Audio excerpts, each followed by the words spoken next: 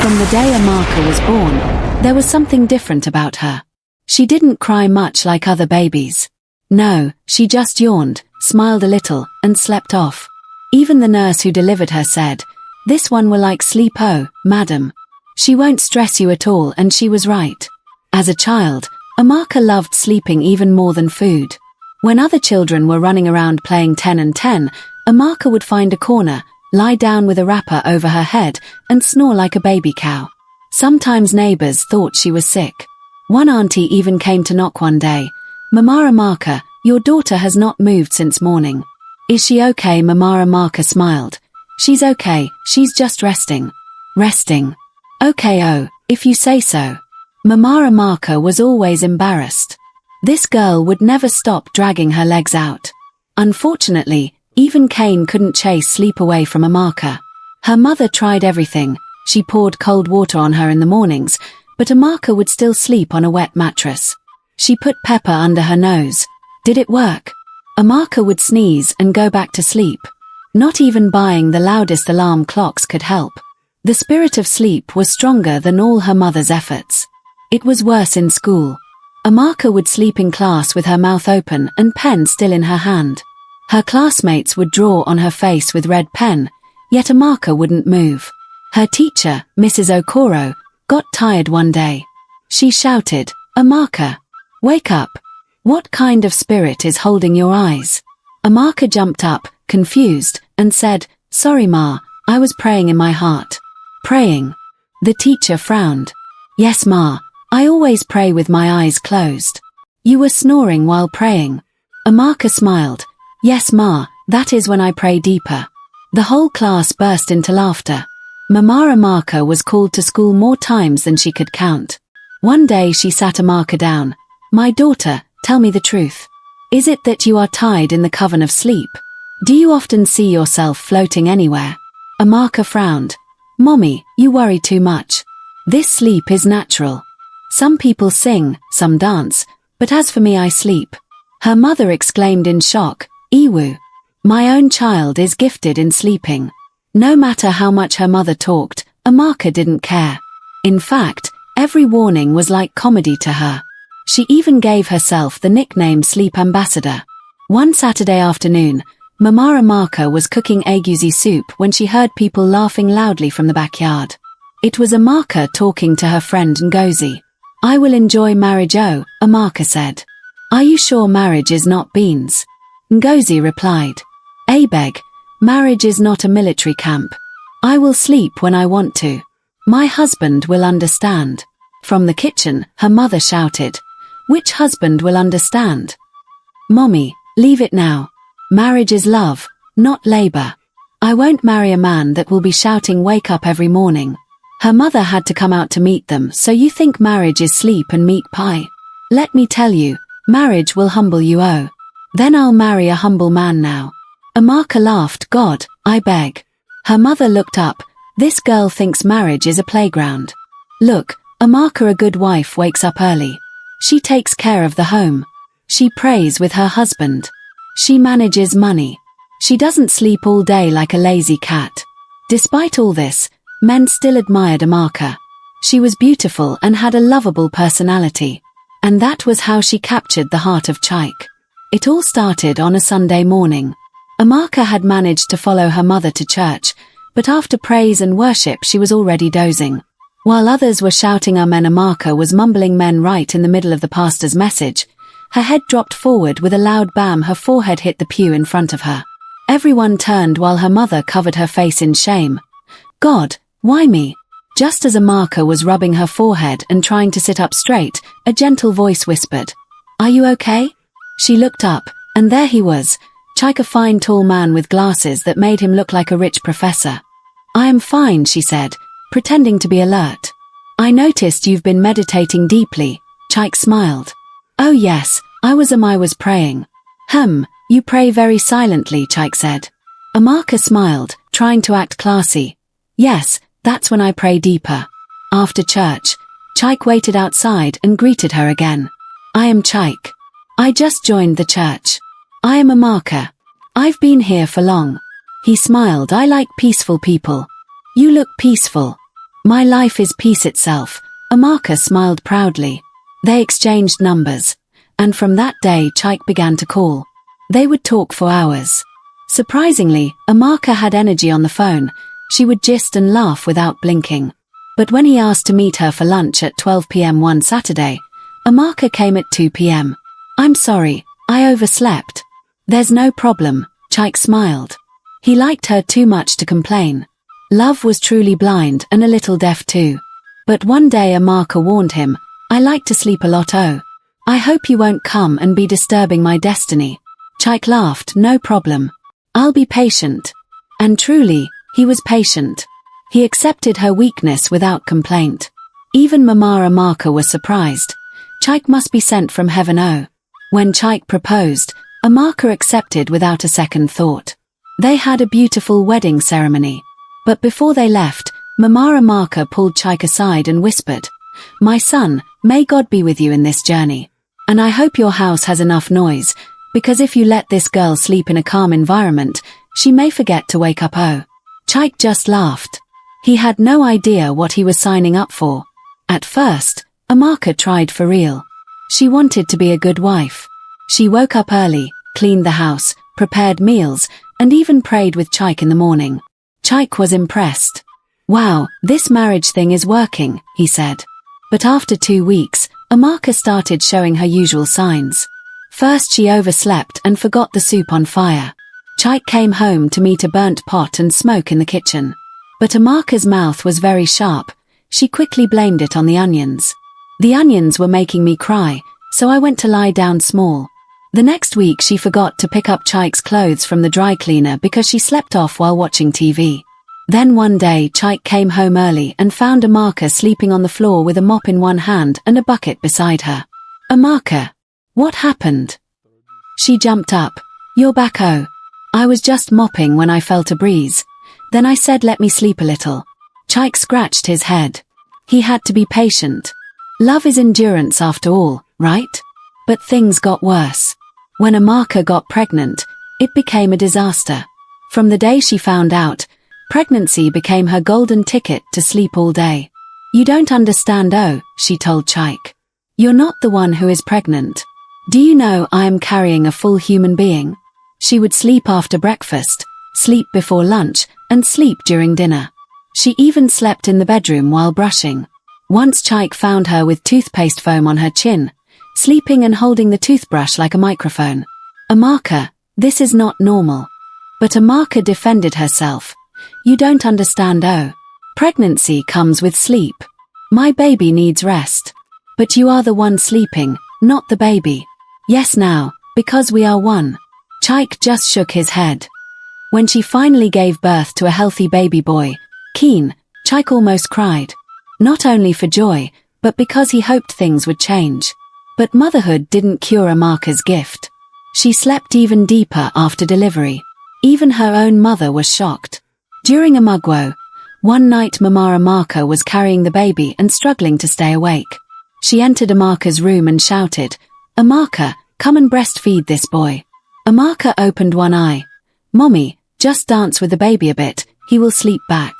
Which kind of mother are you? Do you want your baby to survive on air?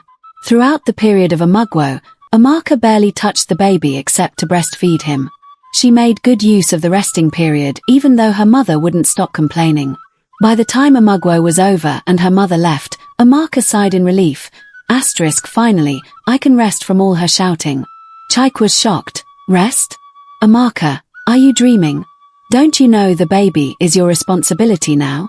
I know now, but managing is not that hard. Well, she said that on a Monday. By Wednesday, she had already forgotten the baby's bathwater on the fire and slept off. Reality came with full force. Now that Amaka was alone with her baby, she tried chewing gum to stay awake, but after a while she would chew and still sleep. One night she put her feet inside cold water, but slept off and kicked the bucket away. Even loud music couldn't save her. She slept through the bars like a rock. She continued to patch her way through motherhood until one day her sleeping habit pushed her off the cliff.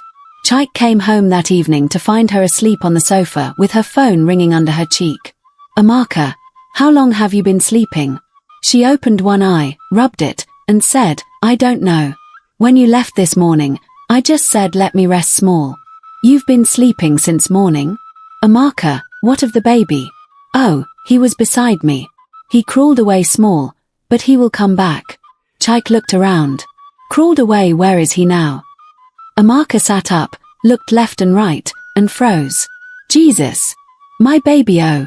They both rushed around the house calling, Keen! Keen! Come here, Papa! But Keen was nowhere in sight. Chike started panicking. He ran to the kitchen, and screamed, Amaka! Come here! When she entered, her mouth opened wide. The baby had decorated the entire kitchen. Rice was on the floor, beans were scattered like petals, Gary was floating in water, and in the middle of it all was baby Keen, sitting proudly inside a bag of flour as if it was his swimming pool. His whole body was white, his nose, his hair, even his eyebrows. It was as if he had joined a masquerade camp.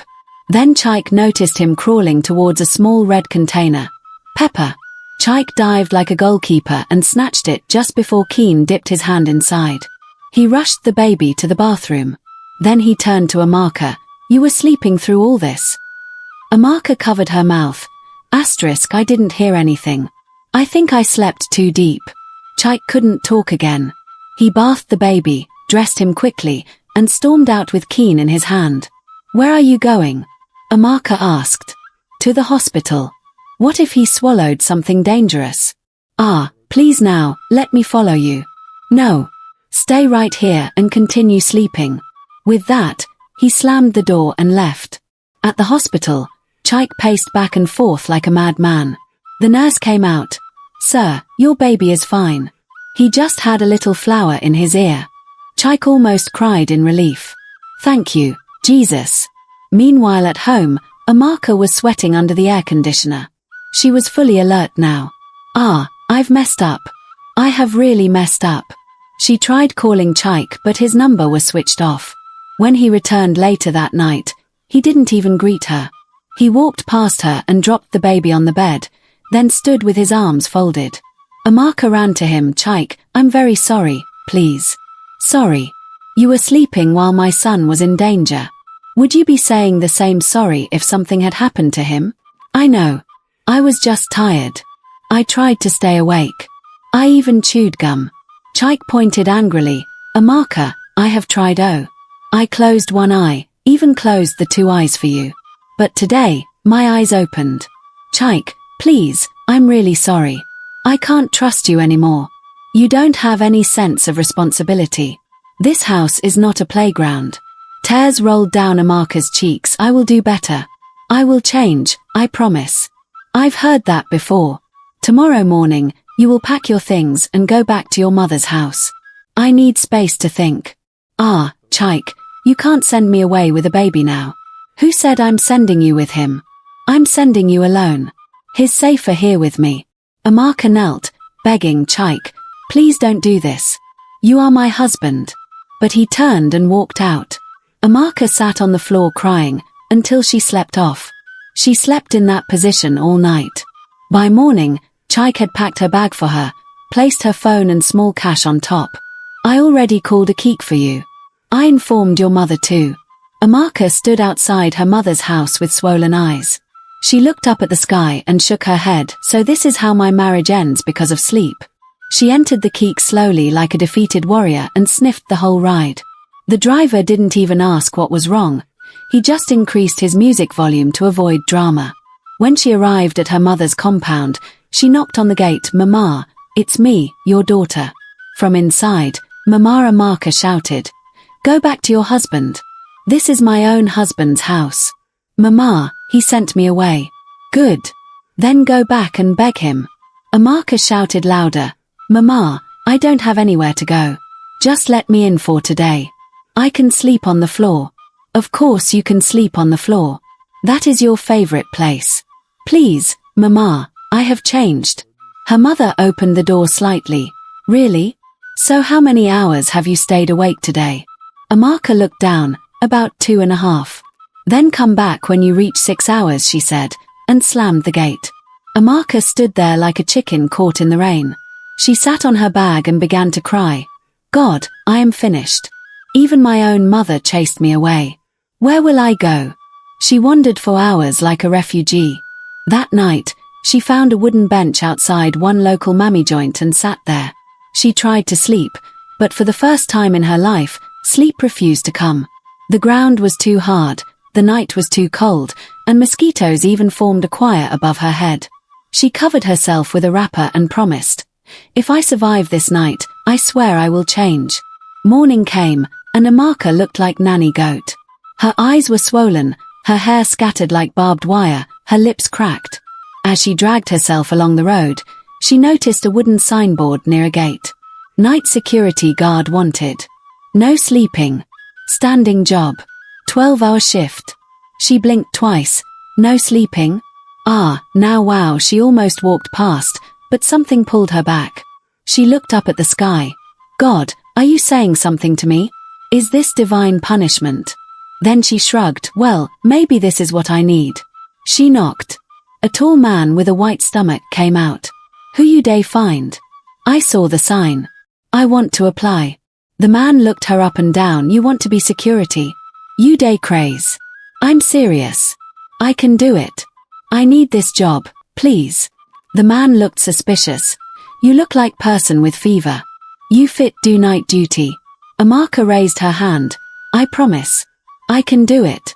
After some questioning and a tiny interview in the manager's office, they gave her a shirt, a whistle, and a torchlight that looked like it came from 1972. Your shift starts tonight, 6 p.m. to 6 a.m. No sitting down, no nodding, no dozing. If you sleep for 1 second, you are gone. That night, Amaka arrived early. She wore her uniform and stood at the gate like a soldier. The first 3 hours were fine. She whistled, paced confidently, but by midnight Wala began. Her legs vibrated, her eyes blinked like faulty traffic lights. She started singing to stay awake. She danced, marched, chewed cola, slapped herself, put her feet in cold water. By 3 a.m. she was praying loudly, Lord, hold my eyelids. Arrest my backbone.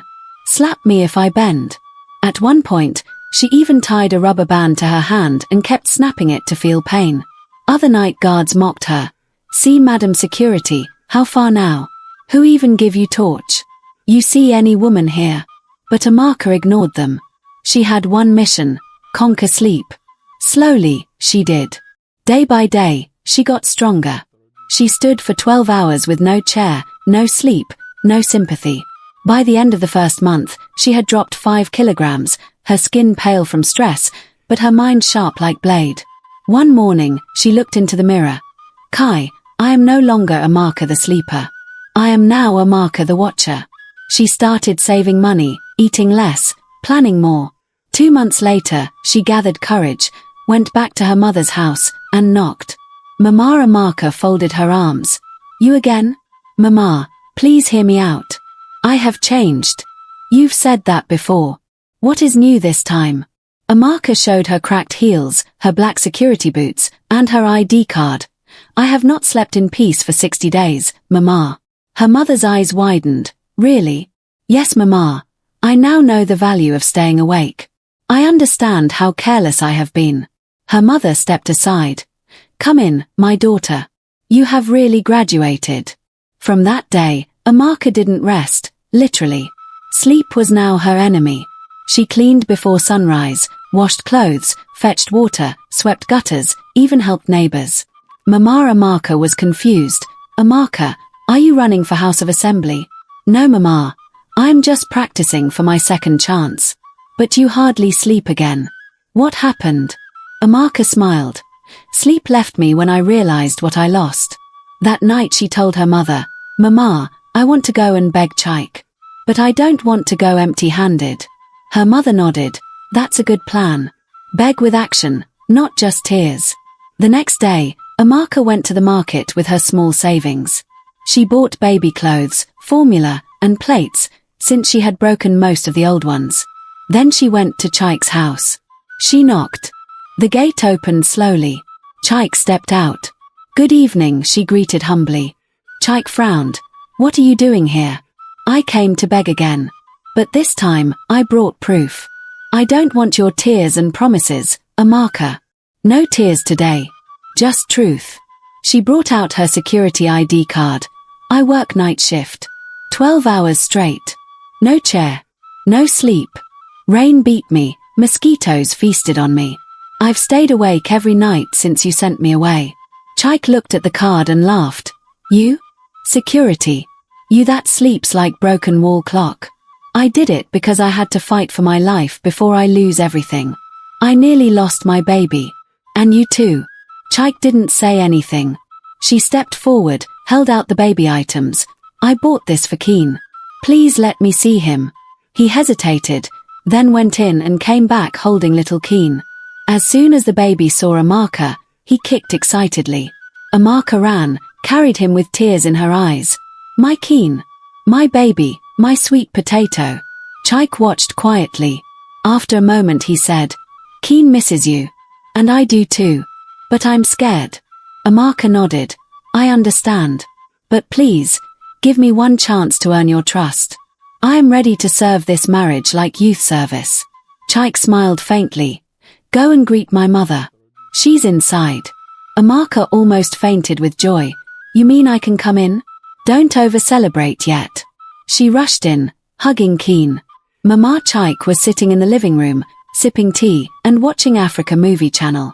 Amaka knelt. Mama, good evening. I have come to beg you with clean hands and clean spirit. Mama Chaik stared calmly. Are you ready to wake up in life now? Yes, Mama. My eyes are now sharp. Even pain cannot pass without me knowing. So you are done with your sleeping ministry. I have left that ministry already, Mama. I have joined the Department of Action. Mama smiled. All right. Stand up. Go and sweep the backyard. Let me test your new spirit. Amaka stood up sharply. Mama, say no more. I will sweep this whole compound to the neighbor's fence without blinking. The next few days were like final exams. Amaka woke early, made breakfast, did devotion, cleaned the house, changed diapers, managed Chaik's schedule like a professional PA. Chaik watched quietly. Every day he waited for her to fall back into her old ways. But she didn't. One evening, he came home to meet the house clean, food ready, Keen asleep. Amaka was not sleeping, she was in the kitchen chopping vegetables and singing praise songs. Chaik hugged her from behind. You've done well, Amaka. She jumped. Chaik, you scared me. I have been watching you. I wanted to be sure it wasn't just acting. Chaik, I am no longer a movie. I am now a real-life episode. He laughed. I am proud of you, Amaka. You fought sleep and won. You fought for this home. Amaka beamed with pride. Thank you for giving me another chance. Asterisk. You earned it, Chaik said. That night, Amaka slept peacefully beside her husband, not because she was lazy, but because she had worked and fought for her place. She had graduated from the Lazy Wife Academy with distinction. And even the spirit of sleep had packed its bags and left her soul permanently.